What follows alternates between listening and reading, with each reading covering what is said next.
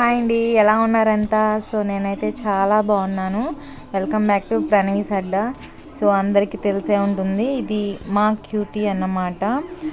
దీనికి పిల్లలు పుడతాయని చెప్పాను కదా, పాపం చాలా ఇబ్బంది పడుతుంది. డెలివరీ ఎప్పుడు అవుతుందో తెలియదు. సో అందుకనే నిద్రపోకుండా లేచే ఉన్నాము మేము కూడా. దాని బాధ అసలు చూడలేకపోతున్నాము. చాలా పెయిన్స్ వచ్చి అసలు బాగా రుప్పేస్తుంది అనమాట. సో ఆడ జన్మ అంటే అది జంతువులో కానివ్వండి, నార్మల్గా మనుషుల్లో కానివ్వండి, అసలు నరకమే అనమాట. ఇలాంటి సిచ్యువేషన్లో అది అనుభవించే వాళ్ళకి మాత్రమే తెలుస్తుంది. సో మ్యాటర్ ఏంటి అంటే చెప్పాను, క్యూటీకి పిల్లలు పుడితే కనుక వాటి పిల్లల్ని చాలా తక్కువ ధరలోనే ఇస్తామని చెప్పాను కదా. అడ్వాన్స్ బుకింగ్ చేసుకోండి అని కూడా నేను లాస్ట్ వీడియోలో చెప్పాను, 2 days బ్యాక్ వీడియోలో.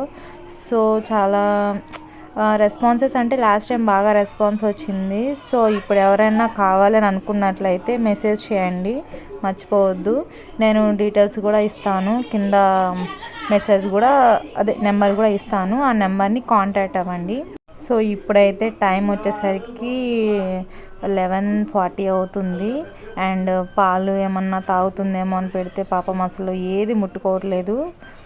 అది మాత్రం బాగా పెయిన్స్ ఇబ్బంది పడుతుంది. సో ఫైనల్గా చూడండి, వినాయక చవితి రోజు మార్నింగ్ 9కి అలా పప్పీస్ అయితే ఇలా బయటికి అయితే వస్తున్నాయి. సో చూస్తుంటేనే నాకు చాలా బాధగా అనిపించింది. ఏంటో తెలియని ఫీలింగ్. అసలు కాళ్ళు చూడండి ఎంత చిన్న చిన్న కాళ్ళు.